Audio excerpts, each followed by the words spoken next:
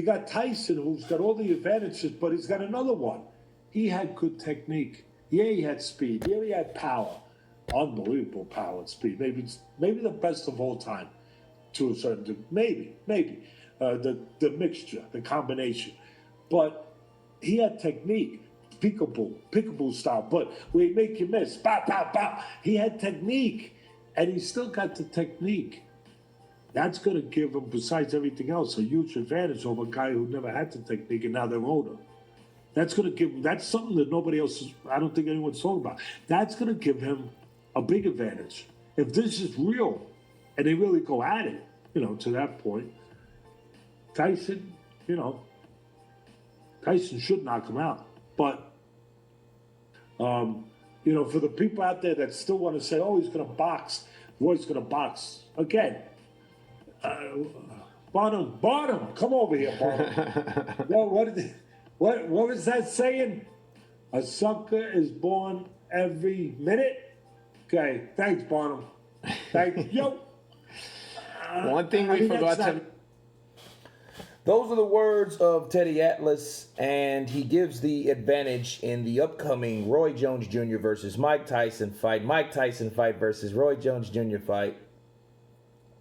And he gives the edge to Mike Tyson because of the technique and the things that Mike had to do, being a smaller heavyweight. What his attributes were, he had power, but his technique and his speed, and the technique, which when I talk about the technique, I'm talking about the defense, okay? When Mike makes you miss, he's already in position to throw his own counter. Okay? When Mike, a lot of times people misinterpret why Mike was knocking people out.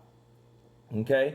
Whether they were 6'5" or 6'2" or 5'10", wherever you were or how tall you were. Okay? You were punching at a guy that you expected to hit. That's why counters are so powerful. Okay? And Mike would hit you when you didn't expect it because you've been countered. And when you get countered, those are punches you don't see. And they're very, very hard to prepare for. Okay? Unless you overcommit and you overcommitted. And then okay, brace yourself for impact. But normally if you're throwing a jab, okay, let's say for example a double jab. You're just throwing a double jab. You throw the jab and you throw the double jab. He's already, he's ready. Manny Pacquiao's good at that. But Mike, he's leaning to hook after he counters your jab. So, and then he's already in position because he's going to go side to side or up under you. He's going to duck parry left, right. He might lean in, okay, and weave. You got problems. And what the thing that stuck out about this with Teddy Atlas is Mike is not coming to box Roy. Okay? This is not those guys in that string of years where Roy was just undefeated and was just beating guys and just making it look good because he was that good. He was that great. Mike wasn't in that pool of fighters. Okay? Roy went through weight classes that were very unpopular. So we didn't see those type of guys just come at Roy. Okay? And now they're older. Now Roy doesn't have that Superman athletic ability. He doesn't have that now. Is he still quick? Yeah.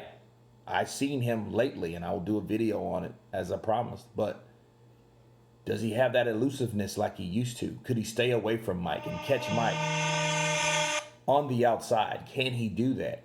And that's the big question. And that's why I feel that Teddy Atlas, knowing they have history, because a lot of times you catch Atlas at a wrong day and catch him on one of those,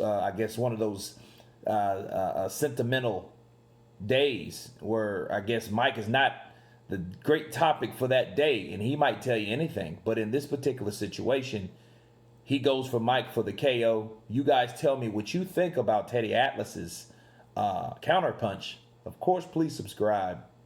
And you guys have been Counterpunch. Peace.